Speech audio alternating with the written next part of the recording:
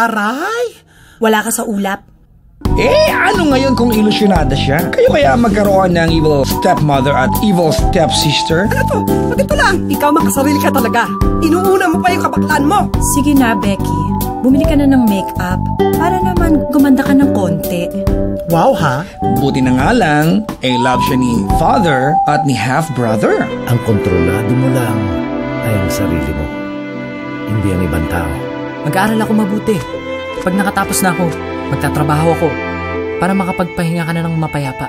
Sabi nga sa Ingles, may rest in peace. Pinatay pa ako nito. Last din siya with super friends na nandyan through thick and thin. Kung ng trabaho, wala ka ng kaligayahan. Di ba may kasabihan tayo? All works, no play. Make Jane the love of Tarzan. Yan, may nakatulak na ng wheelchair. At least ako, buhay pa ako noon kayong dalawa inuud na. Mali ka. Ngayon pa lang, inuud na. Mali! Inaanay. Kaya nga, nang dumating ang dream boy niya, sabi niya kay Lord, Lord, siya na! Salamat talaga sa'yo, Becky. Ikaw lang at ang kauna-unahan taong nagpakita ng ganito sa akin. Hindi ko nga alam kung ba't ginagawa mo to sa akin. Pero siyempre, hindi maiiwasang may burawan. May matris ako! Ikaw, anong meron ka? Masama bang mag-ambisyon ng beautiful life ang isang beautiful na gaya niya? Wala ko kontra! May regalo sa atin ng Viva Films sa kanilang ika-32 anibersaryo. Noong unang panahon, Umayos ka.